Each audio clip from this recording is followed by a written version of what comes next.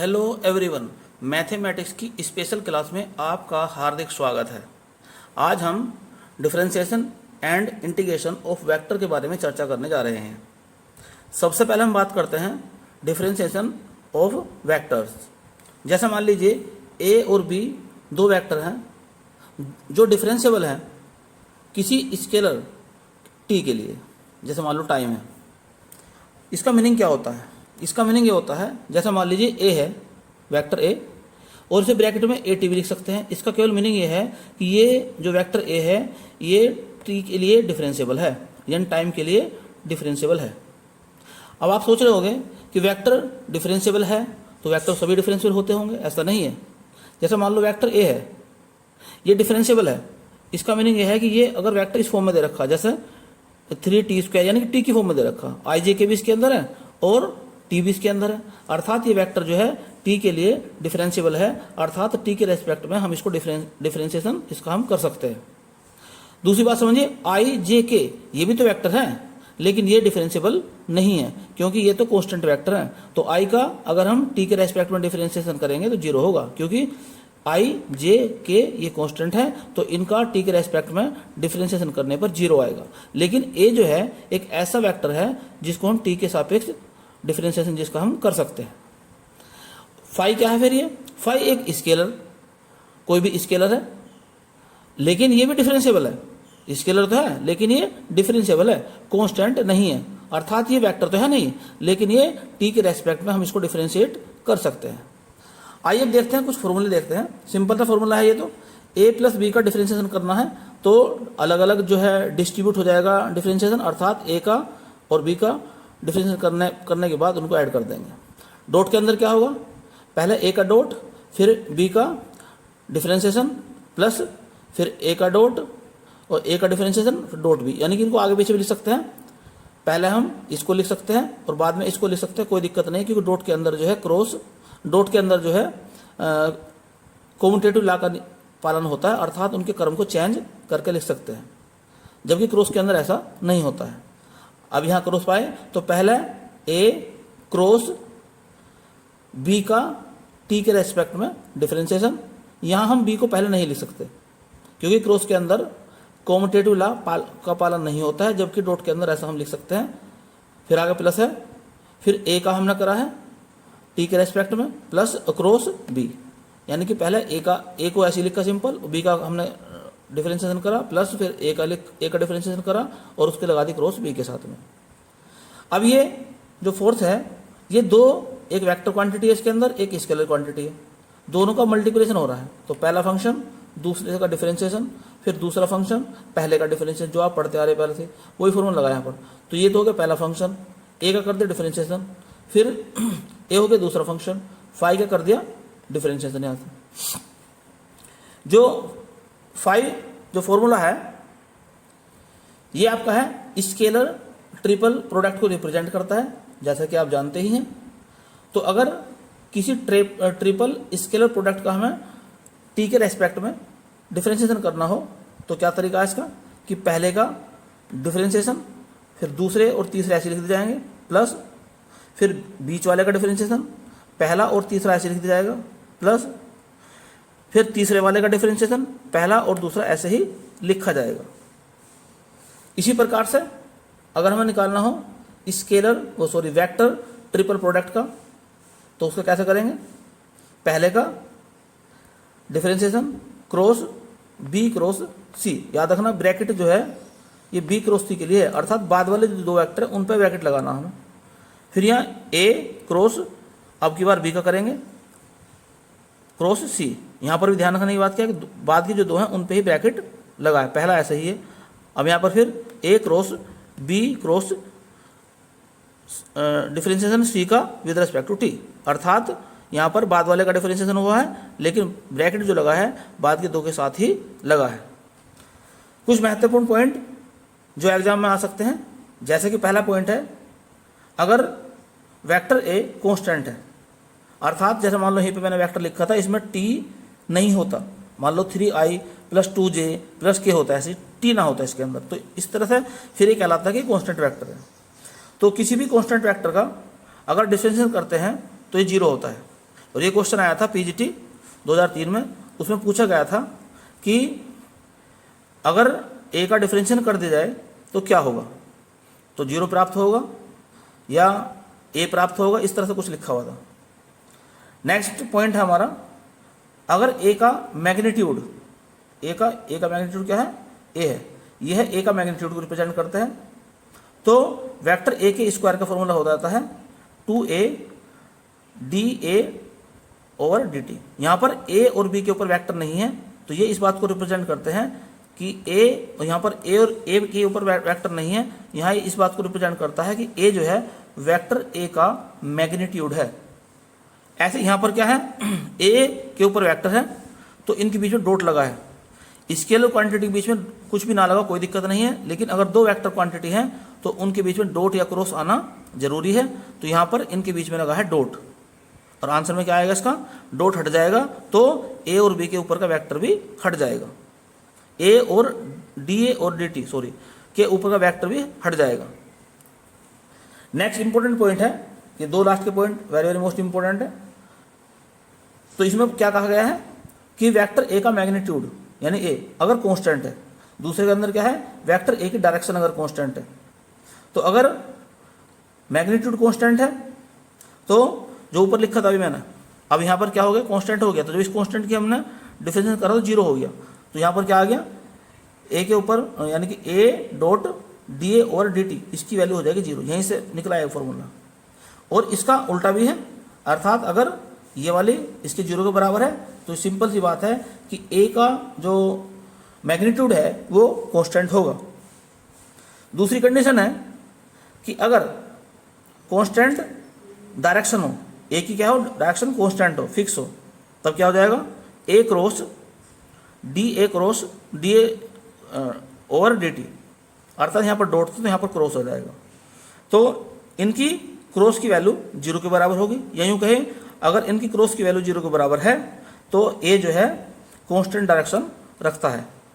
यहाँ पर क्या होगा, अगर इनकी डॉट की वैल्यू 0 के बराबर है तो उसका मैग्नीट्यूड कांस्टेंट होगा।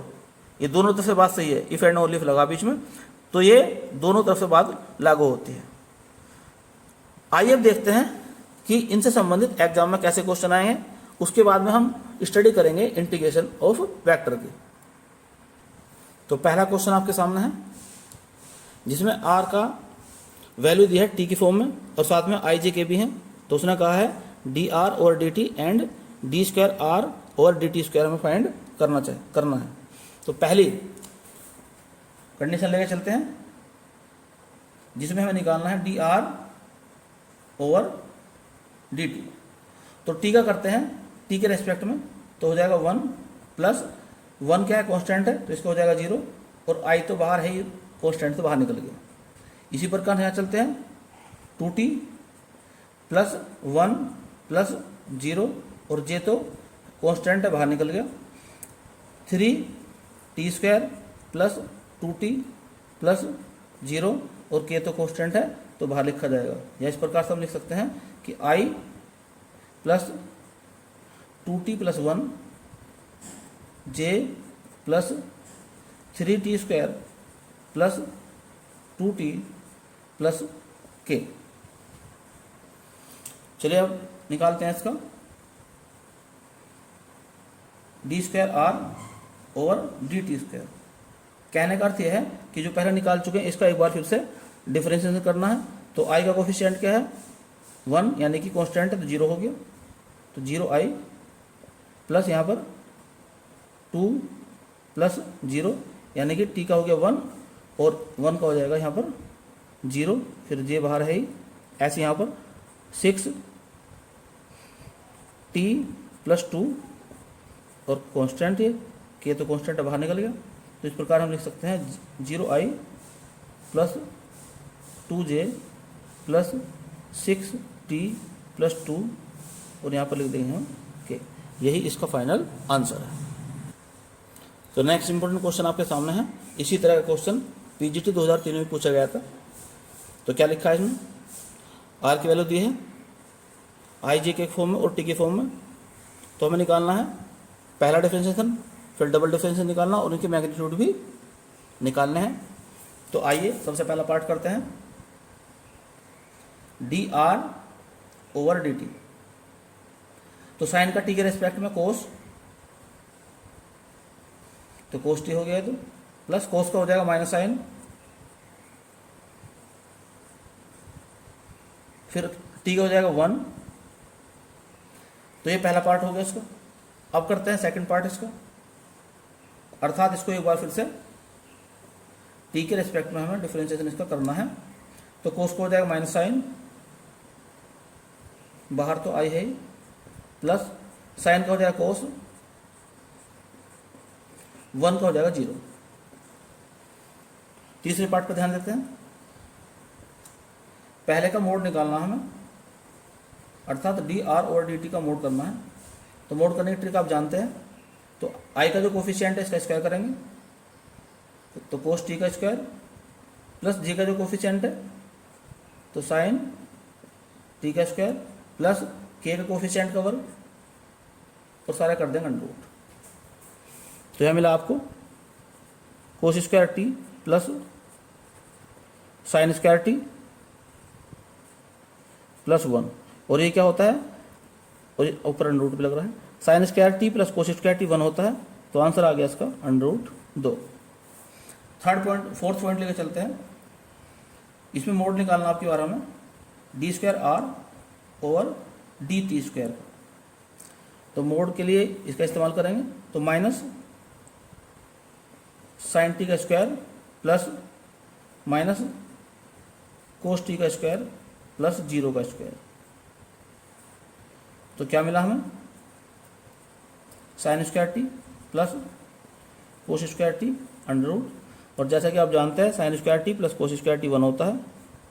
तो आंसर आ गया इसका 1। तो नेक्स्ट क्वेश्चन आपके सामने है, R is equal to cos N T I plus sine N T J. तो हमें वैल्यू निकालनी है R cross D R over D T, और यहाँ पर लिखा है, इसमें क्वेश्चन में लिख रखा है कि एन जो है एक कांस्टेंट है। तो सबसे पहले निकालते हैं D R over D t. तो कोस का करते हैं, साइन हो जाएगा साइन एन टी, और अंदर वाले का फिर करेंगे तो टी का 1 यानी एन बाहर निकल जाएगा। तो ये तो हो गया आपका आई। बिल्कुल इसी प्रकार से, सॉरी कोस का माइनस में आता है तो यहाँ पर आ जाएगा माइनस। इसी प्रकार से निकालते हैं हम साइन का, तो हो जाएगा एन कोस एन टी, और यहाँ पर हो जाएगा जे। और चाहो तो यहाँ 0 के ऊपर भी लिख लो, और यहाँ पर भी 0 के लिख लो।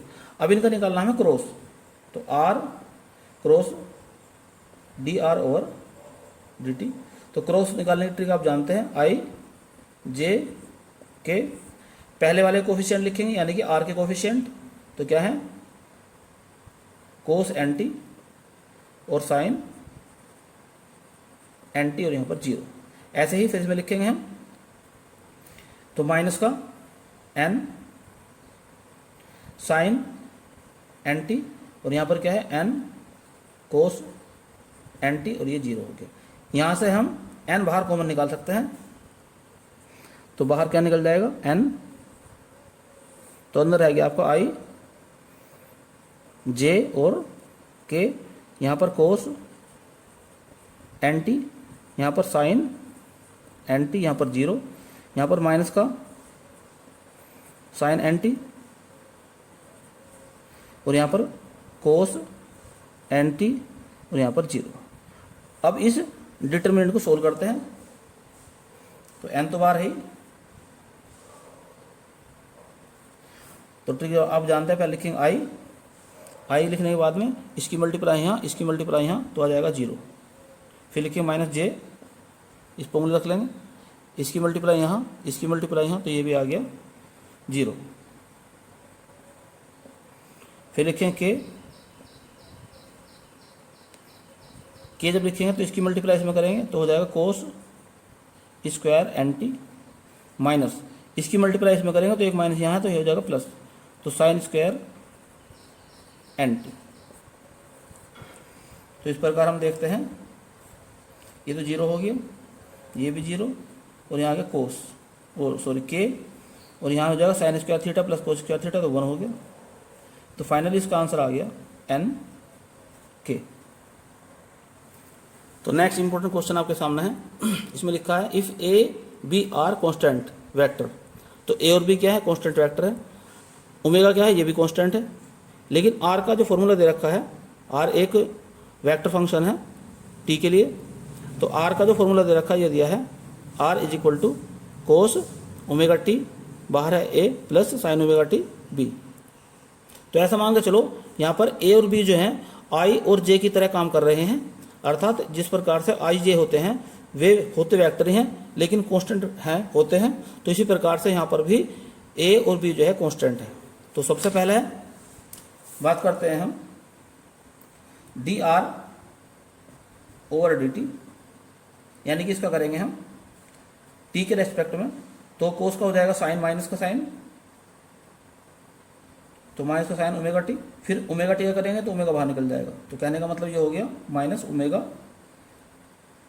और ये तो कांस्टेंट वेक्टर है तो ये तो बाहर ही लिखा रहेगा।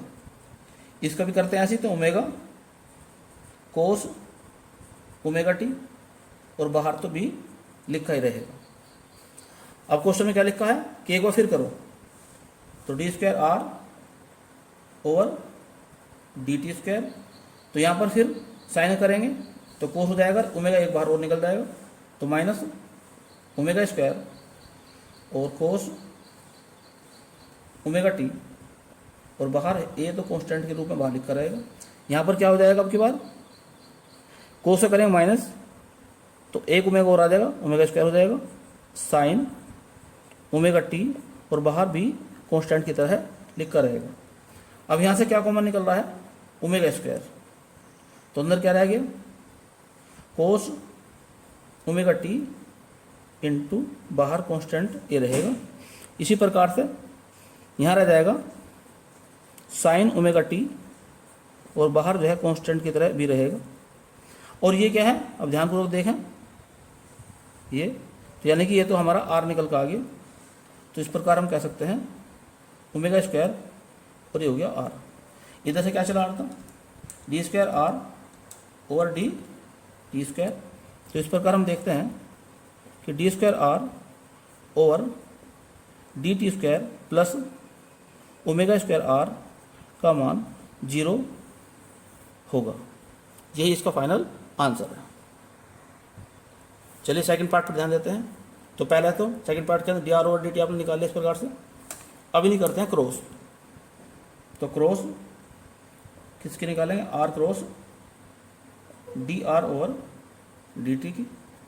तो आर कितना है जो ऊपर लिखा हुआ है, तो omega cos omega T A plus sine omega T,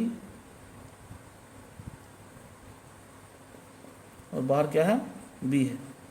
इसके में क्रॉस के साथ करनी है, इसके साथ में minus omega sine omega T, और बाहर क्या लिखा है यहाँ ए लिखा है, प्लस ओमेगा कोस ओमेगा टी, और बाहर क्या लिखा है बी।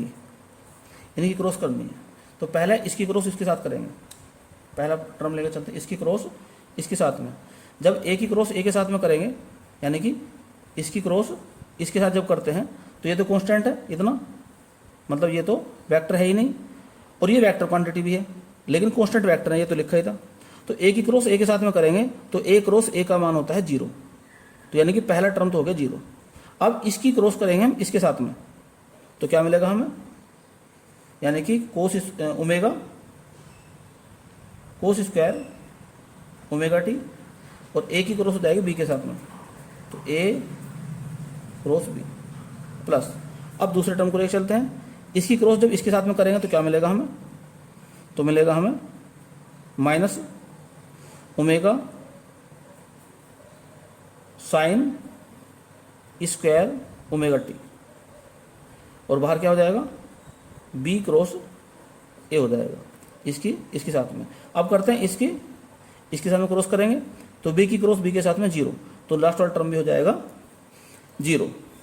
और एक बात और जानते हैं, तो मैंने दो बात बताई यहाँ पर, मैं यहाँ लिख देता हूँ ना, कि ए क्रॉस ए भी जीरो है, बी क्रॉस बी भी जीरो है, और तीसरी बात याद रखना, ये जैसे लिखा है बी क्रॉस ए, तो इसे मैं लिख सकता हूँ माइनस ए क्रॉस बी। तो कहने का अर्थ ये हो गया omega cos square omega T, तो ए क्रॉस बी, जैसे इसका हम चेंज करेंगे तो ये भी हो जाएगा प्लस में omega sine square omega T, और ये हो जाएगा आपका ए क्रॉस बी। अब यहाँ से क्या काम करेंगे हम, क्या कॉमन निकल गया, ओमेगा बाहर निकल गया, क्या मिलेगा cos square omega T plus sine square omega T, और इधर भी हमारा क्या रह गया ए क्रॉस बी कॉमन निकाल लिया एक तरफ हमने, तो ये हो जाएगा 1। तो फाइनली आंसर आ गया ओमेगा ए क्रॉस बी, जो कि दिया हुआ था ये। तो नेक्स्ट इंपॉर्टेंट क्वेश्चन आपके सामने है, जो कि टीजीटी 2013 में आया था। A particle moves along a curve whose parametric equation are this.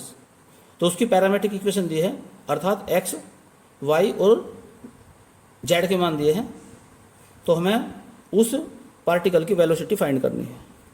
तो सबसे पहले हम आर सोचते हैं। आर क्या होता है, आर का अर्थ होता है एक्स आई प्लस वाई जे प्लस जेड के, और एक्स वाई जेड के मान ऊपर लिखे हैं इसने ई की पावर माइनस टी, तो आई प्लस 2 कोस टी जे प्लस साइन टी के। अब वेलोसिटी का फॉर्मूला क्या होता है, वेलोसिटी का फॉर्मूला होता है d are over D T, ये होता है वेलोसिटी का फॉर्मूला। कहने का अर्थ ये हो गया कि इसका हम कर देंगे टी के रिस्पेक्ट में डिफरेंशिएशन, ई की पावर माइनस टी का होता है माइनस ई की पावर माइनस टी, आई तो कांस्टेंट है ऐसे लिखा रहेगा। यहाँ पर देखिए जरा, कोस का हो जाता है माइनस साइन, तो लिखा जाएगा माइनस का 2 साइन टी, और जे तो बाहर कांस्टेंट है बाहर लिखा रहेगा, साइन का हो जाएगा कोस टी, और के तो बाहर है ही।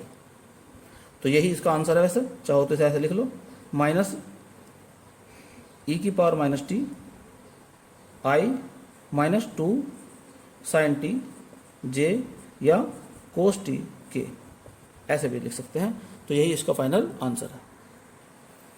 तो नेक्स्ट इंपॉर्टेंट क्वेश्चन आपके सामने है, जो कि पीजीटी 2009 में आया था। आर की वैल्यू दी है इसमें, और साथ में लिखा ए और बी कांस्टेंट वेक्टर है, अर्थात यहाँ पर ऐसा मान सकते हैं कि ए और बी जो है आई जे और के की तरह कार्य कर रहे हैं। तो सबसे पहले निकालते हैं हम डी आर और डी टी। तो d are over D T निकालते हैं सबसे पहले। तो ए तो कांस्टेंट है, ई की पावर ओमेगा टी का हो जाएगा, ओमेगा बाहर निकल जाएगा, तो ई की पावर ओमेगा टी, और यहाँ बाहर ए तो रहेगा ही। ऐसे यहाँ पर माइनस ओमेगा बाहर निकल जाएगा, ई की पावर माइनस ओमेगा टी, और बी तो बाहर है ही। अब इसका एक बार फिर से डिफ्रेंशिएशन करते हैं विद रिस्पेक्ट टू टी। तो D square are over D T square, तो यहाँ पर ई की पावर ओमेगा टी का, क्योंकि ओमेगा भी कांस्टेंट है तो ओमेगा बाहर निकल जाएगा, तो ओमेगा स्क्वायर हो जाएगा ई की पावर ओमेगा टी, और ए तो कांस्टेंट है तो ये बाहर रहेगा। यहाँ पर जब इसे फिर करेंगे तो ओमेगा एक माइनस का ओमेगा और आएगा, तो यानी कि ओमेगा हो जाएगा प्लस का स्क्वायर, तो ई की पावर माइनस ओमेगा टी, और बी तो बाहर रहेगा क्योंकि ये तो कांस्टेंट है। अब क्वेश्चन में क्या लिखा है कि इसकी वैल्यू फाइंड करनी है, लेकिन यहाँ पर आप क्या देखते हैं कि ओमेगा स्क्वायर कॉमन है, तो क्या रहेगा अंदर ई की power omega T A plus E की पावर माइनस ओमेगा टी और बी। इस पर ध्यान दो जरा, ये आपका जो क्वेश्चन में आर दिया है ये आपका आर है, यानी कि ओमेगा स्क्वायर ये हो गया आपका आर। अब इसको इधर ले जाओ उठा कर, तो क्या मिलेगा डी स्क्वायर आर और d T square minus omega square r is equal to 0, यानी कि इसके आंसर में क्या आएगा 0 आएगा। तो नेक्स्ट इंपॉर्टेंट क्वेश्चन आपके सामने है, जो कि पीजीटी 2003 में आया था। आर की वैल्यू दी है d are over D t cross D square r और डी टी स्क्वायर की वैल्यू उसने कहा है। तो सबसे पहले निकालते हैं इसका d are over D t, तो 3t का हो जाएगा 3, तो आई टी स्क्वायर का हो जाएगा 2t, तो यानी 6t जे प्लस टी की पावर 3 का हो जाएगा 3t स्क्वायर, यानी कि 3t स्क्वायर के बाद यहाँ पर 2t था इसमें एक्चुअल में, यहाँ पर 2 था, तो हो जाएगा आपका 6t स्क्वायर, और के तो बाहर है ही। एक बार फिर से करते हैं, तो d are over D T square, तो ये हो जाएगा आपका 0, यहाँ हो जाएगा 6 जे, और ये हो जाएगा आपका 12 टी, और ये हो जाएगा के। अब इन्हें क्रॉस निकालते हैं, तो d are over D t cross D square are over D T square, तो क्रॉस कैसे निकालते हैं, आई जे के से, तो d are over D t के वैल्यू है 3, 6t, और यहाँ पर 6t स्क्वायर, यहाँ पर है फिर 0, 6, और यहाँ है 12, और साथ में टी भी है यहाँ से। अब इसको सरल करते हैं, आप स्वयं करना इसको। सरल करने के बाद ये आ जाएगा 18 2t स्क्वायर आई माइनस 2t जे प्लस के, और यही इसका फाइनल आंसर होगा। चलिए आज के लेक्चर के सेकंड भाग में हम बात करते हैं वेक्टर के इंटीग्रेशन की। जैसे कि डिफरेंशिएशन के अंदर क्या होता है कि अगर दो वेक्टर के बीच में डॉट लग रहा है, तो पहले वेक्टर का डिफरेंशिएशन डॉट दूसरा वेक्टर प्लस दूसरे वेक्टर का डिफरेंशिएशन और डॉट पहला वेक्टर। अगर इसको हम उल्टा कहते हैं, वही इसका जो अपोजिट है, इसका अगर इधर से कर दें तो वो कहलाता है इंटीग्रेशन, अर्थात इसका इंटीग्रेशन ये हो जाएगा आर डॉट एस प्लस सी, सी कोई कॉन्स्टेंट है कोई भी। इसी प्रकार से ये कुछ फॉर्मूले लिखे हैं जिनके इंटीग्रेशन आपको याद नहीं करने, बल्कि आप क्वेश्चन जब करेंगे तो आपको अपना समझ में आ जाएगा। केवल समझाने के तौर पर बताई गई बात ये कि अगर इसका डिफरेंशिएशन कर देंगे तो ये आ जाएगा, इसका डिफरेंशिएशन कर देंगे तो ये आ जाएगा, इसका क्रॉस मल्टीप्लाई करेंगे तो ये आएगा, इसी प्रकार से इसका अगर करेंगे तो ये आएगा, इसका जब इसका करेंगे डिफरेंशिएशन तो ये आएगा, इसका भी डिफरेंशिएशन करेंगे तो ये आएगा। यहाँ से जो है ए कांस्टेंट है तो इसका डिफरेंशिएशन नहीं होगा, ये बाहर निकल जाएगा, केवल आर का डिफरेंशिएशन होगा और ये आ जाएगा। तो इस प्रकार से हम इंटीग्रेशन के बारे में अभी देखते हैं कि एग्जाम में कैसे क्वेश्चन आते हैं या आने की संभावना है। तो नेक्स्ट इंपॉर्टेंट क्वेश्चन आपके सामने है जो कि पीजीटी 2010 में आया था। इसमें आर की वैल्यू दी है, तो इंटीग्रेशन निकालना है लिमिट 1 से 2 के लिए r cross D square are over D T square, इसका हमें इंटीग्रेशन निकालना है। तो सबसे पहला हमारा यहाँ मकसद क्या होगा कि D R over D T निकालते हैं। पहले यहाँ आर के ब्रैकेट में टी लिखा, इसका मीनिंग केवल यह है कि आर जो है टी के रेस्पेक्ट में डिफरेंशिएबल है, बस। चलिए करते हैं इसका, तो tan टी, यहाँ पर आई टी करेंगे तो 1 हो जाएगा, यानी कि जे, यहाँ पर करेंगे इसका तो 3t स्क्वायर हो जाएगा के। एक बार फिर से करते हैं, तो D square are over D T square, तो ये हो जाएगा tan आई, यहाँ हो जाएगा 0j, और यहाँ हो जाएगा 6t, और ये हो गया k। अब निकालते हैं इनकी क्रॉस, तो are cross D square are over D T square, इसकी क्रॉस निकालते हैं। तो क्रॉस कैसे निकालते हैं, आई जे और के। तो इसमें आर की वैल्यू कितनी है आपके सामने ऊपर दी है, तो यानी कि 5t स्क्वायर, जे का कोफिशिएंट t, और k का जो कोफिशिएंट है माइनस का t क्यूब है। ऐसे ही इसके अंदर i का कोफिशिएंट 10, j का कोफिशिएंट 0, और यहाँ k का जो कोफिशिएंट है माइनस का 6t है। अब आप इसे सरल करेंगे तो सोल्व करने के बाद में यह आ जाएगा आपका माइनस का 6t स्क्वायर आई माइनस का j, और या इसको पूरा सॉल्व करने के बाद आ जाएगा ये प्लस का 2t क्यूब j माइनस का 10t, और यहाँ पर k। अब क्या करते हैं, अब करना है इसका इंटीग्रेशन। तो इंटीग्रेशन 1 से लेकर 2 तक R cross D square are over D T square with respect to T. तो यानी कि इसका इंटीग्रेशन करना हो 1 से लेकर 2 तक -6 टी स्क्वायर आई प्लस का 3 टी क्यूब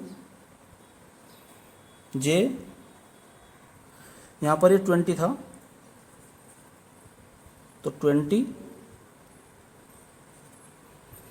टी क्यूब जे माइनस 10 टी के विद रिस्पेक्ट टू टी। चलिए इंटीग्रेशन करते हैं इसका।